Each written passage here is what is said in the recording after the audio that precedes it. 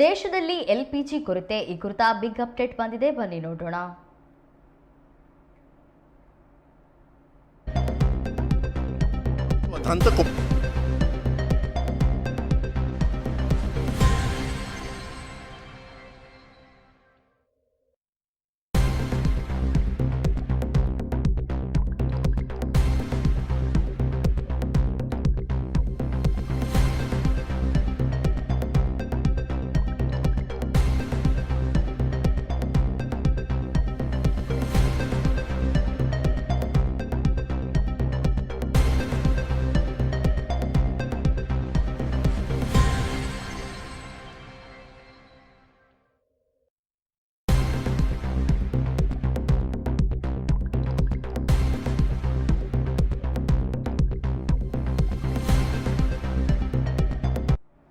ದೇಶದಲ್ಲಿ ಎಲ್ಪಿಜಿ ಕೊರತೆ ಕೇಂದ್ರದಿಂದ ಹೊಡೆತ ಎಂದ ಮಧು ಬಂಗಾರಪ್ಪ.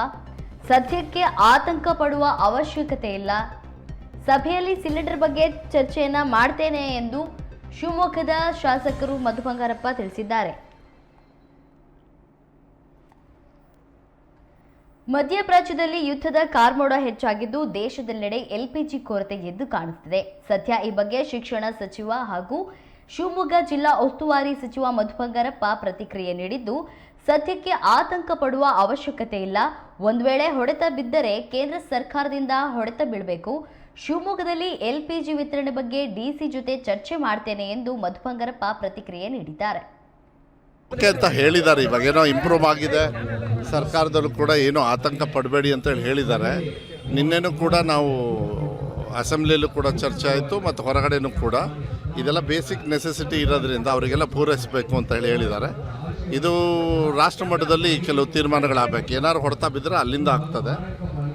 ಈಗ ಆ್ಯಸ್ ಆಫ್ ನಾವು ಏನಿಲ್ಲ, ಬಟ್ ಯಾರೋ ಈಗ ಸದ್ಯಕ್ಕೆ ಆತಂಕ, ಪೆಟ್ರೋಲ್ ಆಗಲಿ ಡೀಸೆಲ್ ಆಗಲಿ ಗ್ಯಾಸ್ ಆಗಲಿ ಏನದು ಸ್ವಲ್ಪ ಅದೇನಾಗ್ತದೆ, ಒಂದು ಸತಿ ಆತಂಕ ಬಂದಾಗ ಒಂದೇ ಸತಿ ಡಿಮ್ಯಾಂಡಿಗೆ ಅವರು ಇವರು ಎಲ್ಲ ಹೋಗಿ ತೊಗೊಂಡಾಗ ಶಾರ್ಟೇಜ್ ಬರ್ತಕ್ಕಂಥದ್ದು ಇದೆ ಅಂತ ಹೇಳಿದ್ದಾರೆ.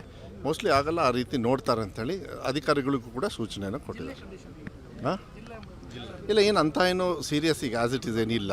ನಾನು ಇವತ್ತು ಮಧ್ಯಾಹ್ನ ಕೂಡ ಡಿ ಸಿ ಅವರಿಗೆ ಈ ಕಾರ್ಯಕ್ರಮ ಆದಮೇಲೆ ಬೇರೆ ಬೇರೆ ನಮ್ಮ ಶರಾವತಿ ಜೊತೆಗೆ ಬೇರೆದು ಕೂಡ ವಿಚಾರಕ್ಕೆ ನಾನು ಈಗ ಒಂದು ಮೀಟಿಂಗ್ ಕರೆದಿದ್ದೀನಿ. ಅದರಲ್ಲಿ ಇದು ಮತ್ತು ಕುಡಿಯೋ ನೀರು ಇದ್ರದ್ದು ಕೂಡ ಜನರಲಾಗಿ ನಾವು ಮಾತಾಡ್ತೀವಿ. ಮತ್ತು ಬೇಸಿಗೆ ಅದಕ್ಕೆ ಅದನ್ನು ನಿನ್ನೆನೂ ಕೂಡ ಮೊನ್ನೆ ಕ್ಯಾಬಿನೆಟಲ್ಲೇ ಚರ್ಚೆ ಮಾಡಿದ್ವಿ. ಮತ್ತು ಮೇಲ್ಮನೆ ಸದಸ್ಯರೆಲ್ಲ ಅವರು ಕೂಡ ಕೆಲವರೆಲ್ಲ ಪ್ರಶ್ನೆಗಳನ್ನು ಹಾಕಿದ್ದಾರೆ, ತಳಮನೆಯಲ್ಲೂ ಕೂಡ ಹಾಕಿದ್ದಾರೆ.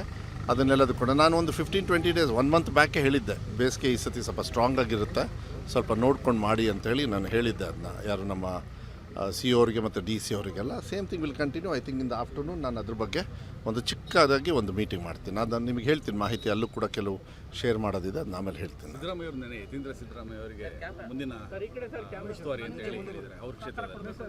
ನಂಗೆ ಗೊತ್ತಿಲ್ಲ, ನಾನು ಅದು ಕೇಳಿಲ್ಲ, ಅದಕ್ಕೆಲ್ಲ ನಾನು ಚರ್ಚೆಗೆ ಮಾಡೋದಕ್ಕೆ ಹೋಗೋದಿಲ್ಲ.